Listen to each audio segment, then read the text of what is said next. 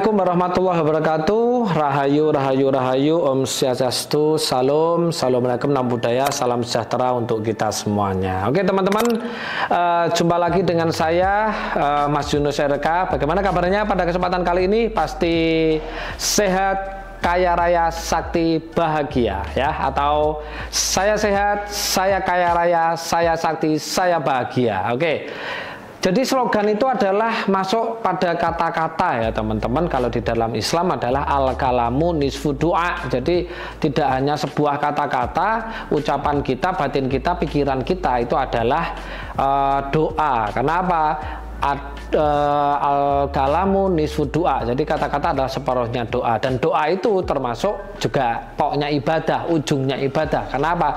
Ad-du'a'u hijjul ibadah. Jadi doa itu adalah ujungnya ibadah. Oke teman-teman, pada kesempatan kali ini saya akan memberitahukan kepada teman-teman berita, menurut saya berita bagus ya teman-teman, bahwa kita harus ngerti fenomena pada kesempatan kali ini bagaimana yang terjadi pada anak-anak kita, cucu kita, generasi kita.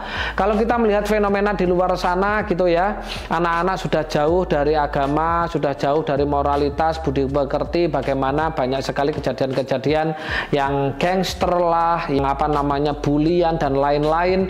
Itu adalah ulah dari apa? Ulah dari ketika fitrahnya seorang anak tidak diberikan ya teman-teman.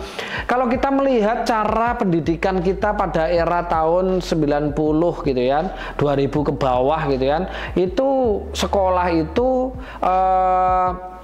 rata-rata pulangnya paling mentok jam 1 ya teman-teman. Habis itu jam 1 kita bisa main ya, kita bisa main, kita bolang gitu ya, kita life skill gitu ya, kita ke sungai, ke sawah, kita ke kebun dan lain-lain dengan teman-teman.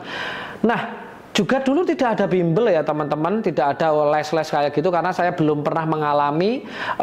Saya sekolah mulai dari TK sampai perguruan tinggi itu saya les gitu ya, baik les pelajaran akademis atau soft skill gitu ya, itu belum pernah ya teman-teman. Nah, pada kesempatan kali ini fenomena yang terjadi adalah ketika saya bertanya ya, jadi kan ada RK Ruh ya teman-teman, ada RK Budi ya teman-teman.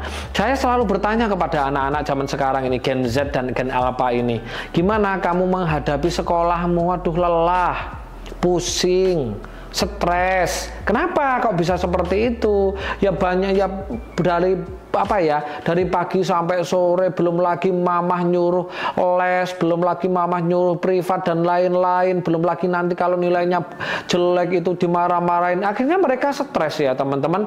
Nah, di sini harus kita pahami bahwa manusia itu mempunyai 4 siklus, yang dimana ini kalau tidak disesuaikan dengan siklusnya akan tidak balance dalam kehidupannya ya. Yang namanya manusia, yang pertama apa siklusnya? Adalah anak-anak. Yang kedua remaja, yang ketiga dewasa seperti kita hari ini, yang keempat adalah tua. Ini harus sesuai. Ketika anak-anak, ya jadikanlah anak-anak sebagai fitrah anak-anak. Sedangkan fitrah anak-anak apa? Main, ya kan? Main dan belajar. Belajar itu nomor 2, main yang utama. Ya kan, seperti kita zaman ketika kita TK, ada kalisto? Nggak ada. Yang ada kita hanya main, gambar, bener nggak? Iya, kan gitu, seperti itu. Nah, tetapi apa yang terjadi pada kesempatan kali ini? Anak-anak hanya belajar, dan belajar. Dan itu repetisi setiap hari terjadi, mulai dari pagi sampai pulang jam 3 katakanlah. Habis itu ada yang jam 4 ya kan. Habis itu terus privat, habis itu terus les, ke bimbel dan lain-lain. Mereka stres loh teman-teman ya. Mereka stres, otomatis kalau stres apa yang terjadi? Yang terjadi adalah menumpuknya, terproduksinya hormon kesetresan, hormon kortisol, norepinefrin sama adrenalin. Kalau hormon kesetresan itu sudah mulai numpuk dari kecil sampai ketika dia sekolah, katakanlah sekolah dari, coba hitung sekolah berapa tahun gitu kan, dari katakanlah dari PAUD 2 tahun, TK 2 tahun, terus sama SD 6 tahun, 4 tahun sama 6 berapa? 10 ya? 10 tahun, ditambah SD 3 tahun, 13 tahun, ditambah SMA 3 tahun, berapa? 16 tahun, ditambah S1 4 tahun, 20 tahun, katakanlah ditambah S2. S2 berapa? 2 tahun. Habis waktunya, kan gitu kan? Habis selama 21-22 tahun itu hanya untuk mengenyam ya kan pendidikan belajar yang dimana di situ hanya belajar tentang akademisi saja. Life skill-nya juga nggak ada, soft skill-nya juga nggak ada, dan itu diisi oleh hormon kesetresan setiap hari. Dan coba bayangkan kita aja yang dulu cuman sekolah sampai jam 12, jam 1, habis itu bolang main, banyak hormon kebahagiaan, hidupnya masih seperti ini, gitu kan? Teman-teman masih banyak masalah, banyak hutang, banyak beban, kan gitu. Apalagi nasibnya anak-anak kita nanti, apa yang terjadi? Yang kita bisa dilihat nasibnya akan buruk nanti, ya kan? Nggak bisa berkembang, soft skill-nya nggak berkembang, mati, ya kan? Life skill-nya juga mati, FQ-nya, kecerdasan finansialnya mati, kecerdasan spiritualnya juga mati. Yang terjadi apa? Tolah-toleh. Mau dibawa kemana ini sertifikat, mau dibawa ini ijazah kemana? Nah, ada berita gembira teman-teman, ya, ada berita gembira yaitu dari RK, dari GKY RK membuka kursus meditasi atau meditation kursus yang dimana di sini akan dibuka di setiap daerah, di DPD kita, di setiap kota ada ya. Di situ akan kita buka kursus meditasi yang akan kita ajarkan meditasi apa saja, bukan hanya sembarang meditasi tinggal duduk seperti ini, enggak. Semuanya ada manfaat dan kegunaannya, ada efeknya. Oke. Yang pertama yang kita akan tawarkan kepada teman-teman adalah meditasi kebijaksanaan atau kesadaran, yaitu bagaimana kita melihat anak-anak hari ini mereka pelajaran agama juga sudah hanya sebatas say hello gitu kan, moral budi pekerti juga nggak ada gitu. Nah, kita tawarkan meditasi kesadaran, kebijaksanaan ya.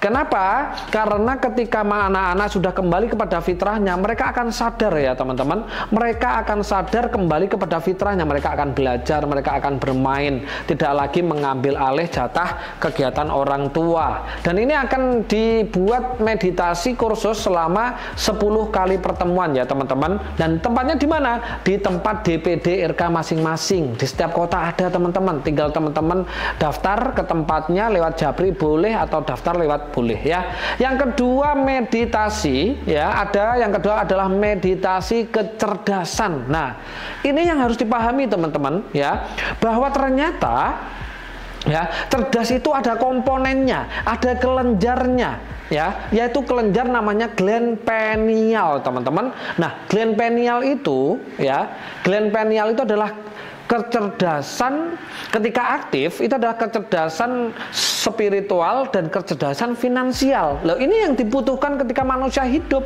ya. Ketika manusia hidup itu yang dibutuhkan adalah kecerdasan finansial itu. Tapi kenapa di sekolah-sekolah nggak diberikan? Nah, di sini kita akan berikan lewat metode meditasi yang namanya meditasi kecerdasan. Nanti 10 kali pertemuan juga ya. Dan yang terakhir teman-teman, ada yang namanya meditasi method of logi, ya ini adalah terapi brain ya kan, meditasi dengan menterapi otaknya anak-anak gitu loh ya. Jadi ketika anak-anak sudah mulai mengenyam meditasi di dalam kehidupan itu luar biasa.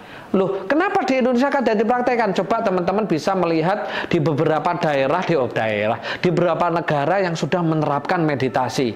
Mulai dari Swedia, Finlandia, Korea, Cina, Jepang, kan gitu ya. Terus ada Australia, India. Mereka sudah menerapkan kurikulum meditasi masuk pada intra gitu loh, bukan ekstra. Itu luar biasa ya. Luar biasa. Akhirnya apa yang terjadi? Yang terjadi anak-anak benar-benar menjadi generasi maju, generasi emas yang bisa membawa negaranya maju.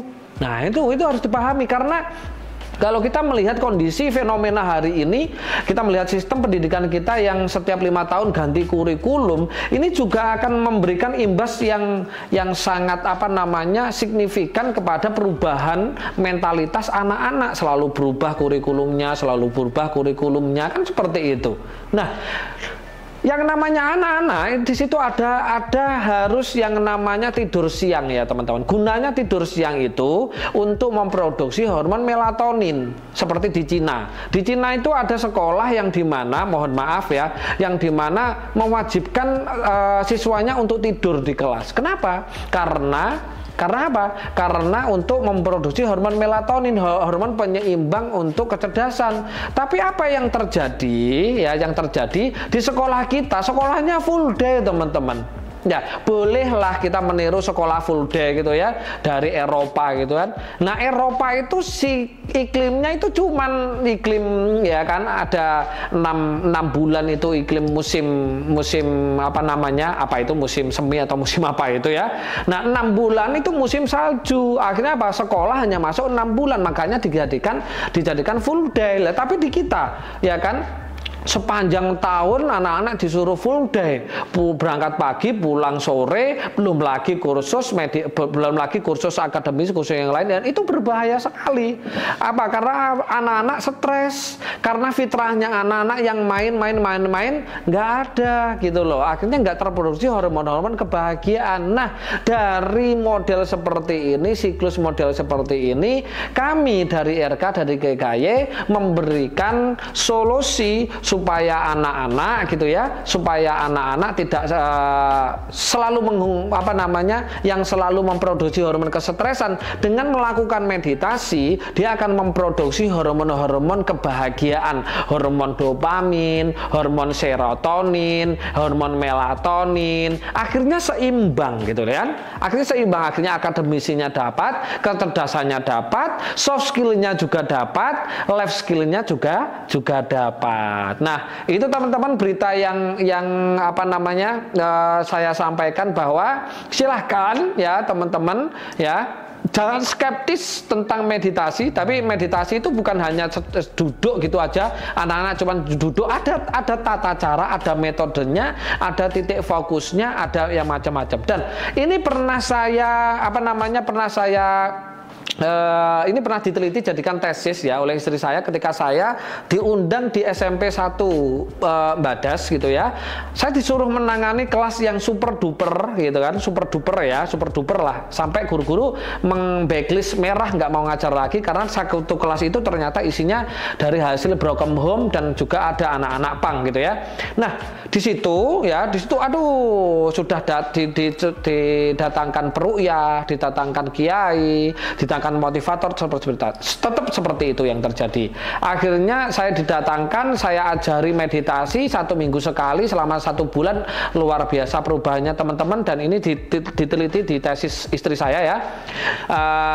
Sudah ada tesisnya, dan perubahannya luar biasa. Apa yang terjadi 3 bulan sebelum menghadapi ujian, kelas yang dinobatkan oleh sekolah ini, kelas yang super duper bahkan nilainya buruk, menjadi kelas yang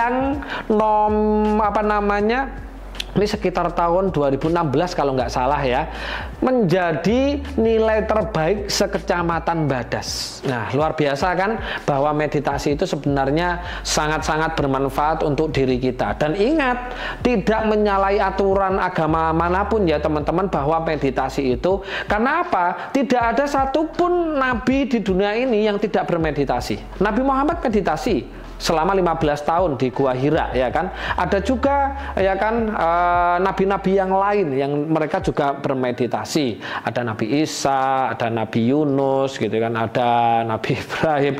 Mereka melakukan meditasi, Siddhartha Gautama ya kan, dan lain-lain. Semuanya meditasi ya. Ini perlu sekali untuk kita mengenalkan anak-anak. Khusus anak-anak, meditasinya cukup 3, yaitu meditasi kesadaran, kebijaksanaan, meditasi kecerdasan, dan meditasi method of logi. Oke teman-teman, itu yang bisa saya kabarkan pada kesempatan kali ini. Yuk kita selamatkan generasi kita supaya tetap cerdas dan bisa menjadi generasi unggul untuk membawa negara kita yang super besar, yang melimpah ruah sumber daya alamnya ini, dengan cara kita meditasi. Boleh nggak Mas Yunus meditasi ini diterapkan di sekolah? Sangat boleh. Bisa menghubungi DPD-DPD-nya atau bisa menghubungi langsung dari pusat kita GKY Oke, seperti itu. Oke, teman-teman, jika ada salah dari saya mohon dimaafkan, kebenaran hak milik Tuhan semesta alam. Jika ini baik, silakan dipakai. Jika ini nggak baik, skip aja. Nggak perlu kita saling menghujat. Oke, jika ada salah mohon dimaafkan. Saya akhiri akhirul kalam. Assalamualaikum warahmatullahi wabarakatuh. Rahayu, rahayu, rahayu. Om santi, santi, santi. Om, salam. Assalamualaikum, namo buddhaya. Salam sejahtera untuk kita semuanya.